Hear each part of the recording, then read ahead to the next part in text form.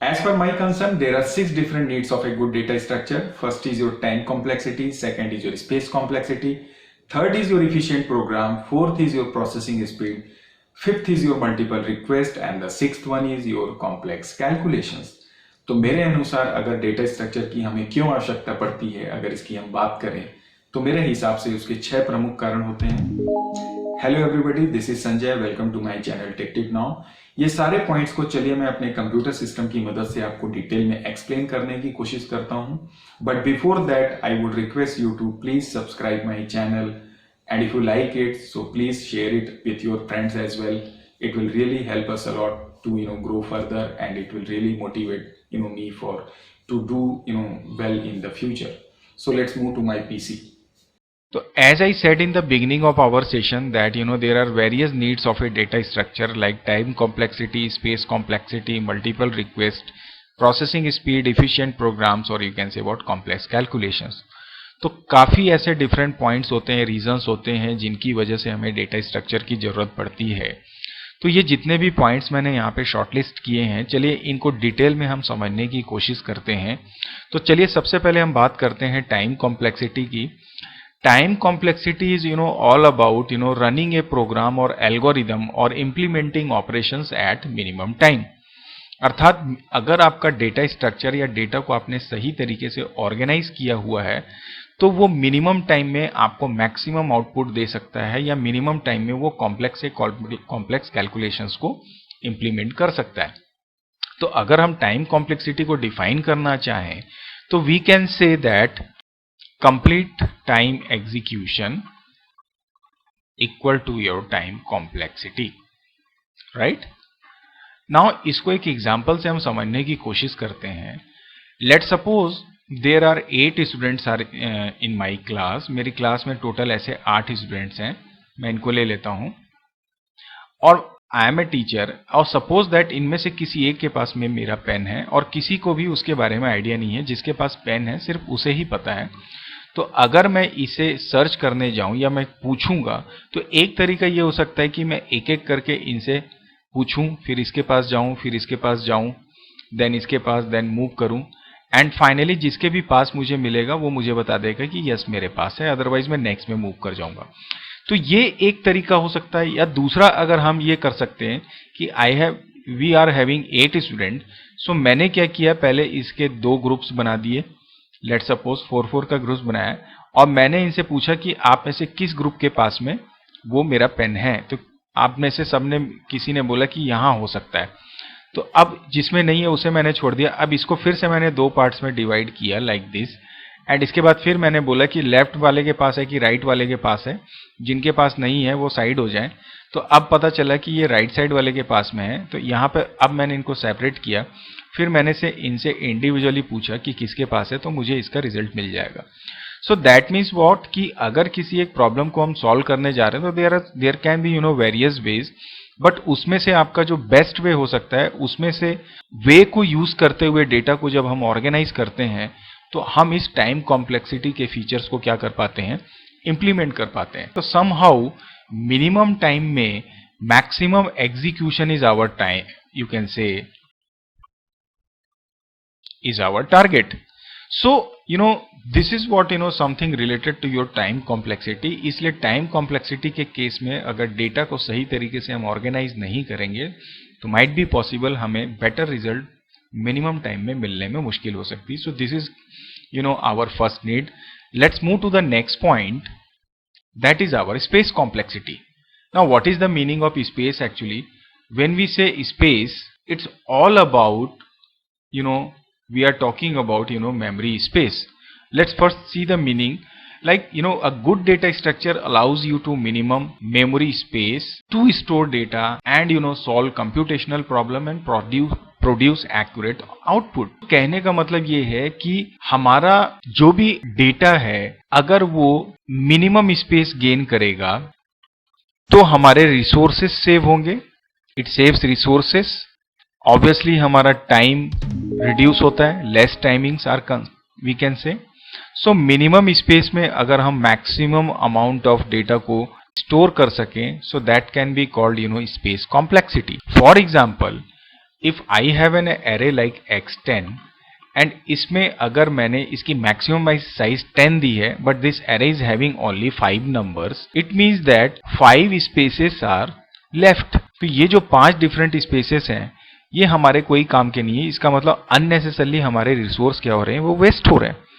But अगर मैं यहाँ पे 5 नंबर्स को डायनेमिकली स्टोर करने की कोशिश करूं, लेट सपोज अगर मैं यहाँ पे एग्जांपल ले लेता हूं लिंक्ड लिस्ट का, so it is dynamic in nature. So what will happen, जितने मुझे डेटा की जरूरत है मैं सिर्फ उतने स्पेस ही मेमोरी में ऑक्यूपाई करूंगा, अदर स्पेसेस की मुझे जरूरत नहीं पड़ेगी। सो that can be sed space complexity.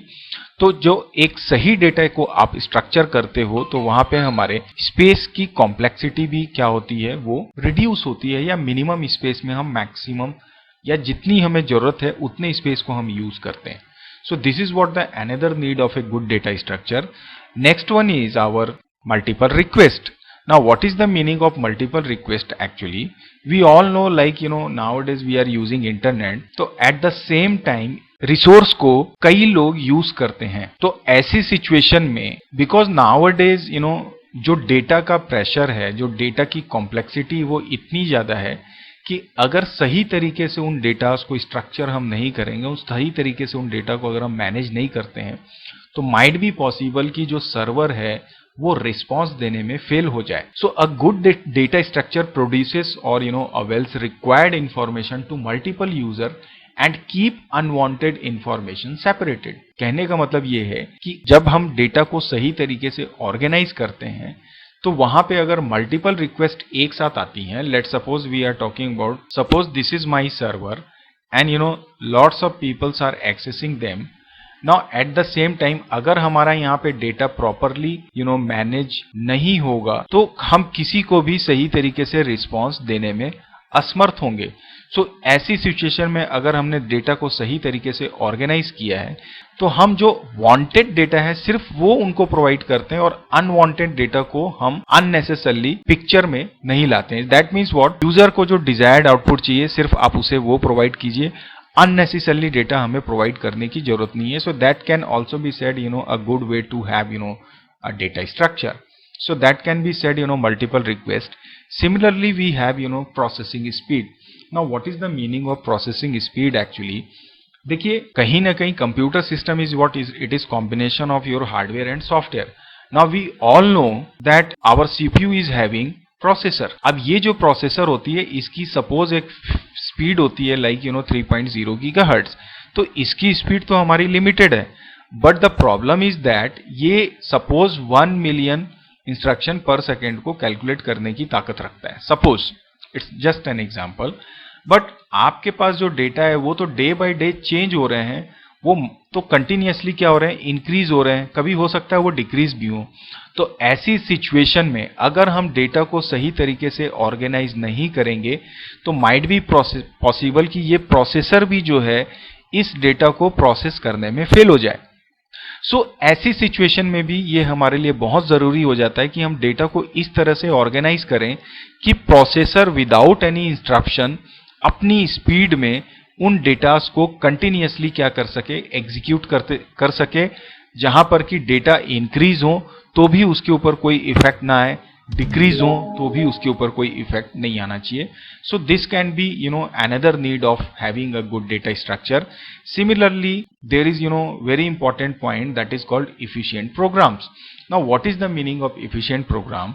If you are having a good data structure, so ये एक simple algorithm को बनाने में help करता है, और अगर आपका एल्गोरिदम सिंपल होता है तो उससे इफिशिएंट प्रोग्राम बनाने में आपको काफी मदद मिलती है. So in the sense we can say कि अगर आपके पास स्ट्रॉन्ग डेटा स्ट्रक्चर है, एक गुड डेटा स्ट्रक्चर है, so it leads you to make simple algorithm. और जब आप सिंपल एल्गोरिदम से की बेसिस पे कोई प्रोग्राम बनाते हैं so that can also be said simple program, और you can say what, efficient program. Now simple program की जब हम बात करते हैं तो ऑब्वियसली इसमें लेस नंबर ऑफ कोड्स होते हैं जो कि मिनिमम टाइम में मैक्सिमम आपको आउटपुट देते हैं. सो इसका जो एडवांटेज होता है कहीं ना कहीं वो हमारे कॉस्ट पे पड़ता है. इफिशिएंट प्रोग्राम्स अगर होंगे तो it would be always your cost effective. So I can write in this way, Similarly, they are less error prone. मतलब जितने number of instruction efficient program होगा, दैट मीन्स उसमें एरर के चांसेस उतने ही कम होते हैं. And it always allow you to update, upgrade, and search, you can say, efficiently. And finally, when we talk about complex calculation, a good data structure always help you to implement complex calculations efficiently, by providing specific data structure for specific programs. देखिए, एक सही data को अगर आपने organise किया है तो आप उसमें कॉम्प्लेक्स से कॉम्प्लेक्स कैलकुलेशन को भी बहुत इफिशिएंटली कर पाते हैं. बट यहाँ पे एक इंपॉर्टेंट बात यह है कि कॉम्प्लेक्स कैलकुलेशंस इंप्लीमेंट करने के लिए जब हम डेटा स्ट्रक्चर की बात करते हैं तो वहाँ पे हम अलग अलग तरीके के डेटा स्ट्रक्चर को अलग अलग रिक्वायरमेंट में अलग अलग तरीके से यूज करते हैं. Like for example, just take the example of your web browser. Suppose आप इंटरनेट में कोई एक वेबसाइट ओपन करते हैं. चलिए मैं एक वेबसाइट ओपन करके देखता हूँ. सपोज दैट मैंने यहाँ पे एक वेबसाइट ओपन की है, इंडिपेंडेंस डे को मैंने सर्च किया है. नाउ मैंने ये इसका फ्रंट पेज है. यहाँ पे आके मैंने सपोज यहाँ से इंडिया को क्लिक किया, so I redirected to the next page. Now here it is showing you India. Now suppose if I click on this back button, I will be back onto the previous page. So this particular phenomena is called last in first out. So ये कहीं ना कहीं एक mechanism है, और we can से एक structure होता है जहां पर एक कॉन्सेप्ट हम इंप्लीमेंट कर रहे हैं लास्ट इन फर्स्ट आउट का. So this is always happened in case of a data structure called stack.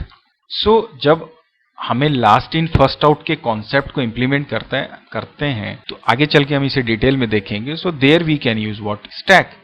Similarly you consider the case of bank, कि अगर आप बैंक में जाते हैं और वहां पे आप लाइन में लगे हुए हैं तो यहां पर जो भी काउंटर में पहले पहुंचेगा उसको पहले सर्विस मिलती है. That is called FIFO, first in first out. So ये अपना लेगा और चले जाएगा. So this is managed by data structure called queue. So ये भी हमारे पास अवेलेबल है. सो कहने का मतलब ये है कि अगर आप इस लास्ट इन फर्स्ट आउट के कॉन्सेप्ट को इंप्लीमेंट करते हैं, then we have stack. First in first out के कॉन्सेप्ट को इंप्लीमेंट करना चाहते हैं, then we have queue. Similarly take the example of your Google map. It is very good example. Google Map uses a concept of data structure called graph. ये एक data structure है जिसकी basis पे हम mapping का work करते हैं. सो कहने का मतलब ये है कि with the help of a good data structure, we can implement complex calculations without any trouble, or we can say we can implement complex calculation very efficiently. So I guess now you will be able to understand what are the needs of a data structure. So as I said, time complexity, space complexity, multiple requests, processing speed, efficient program, and complex calculations. So I hope guys now you will be able to understand what are the needs of a good data structure. And मिलते हैं next session में नए topic के साथ, नए concept के साथ data structure के लिए. तब तक के लिए bye bye, take care of yourself and your family. And if you like this video, please like, subscribe and share my channel.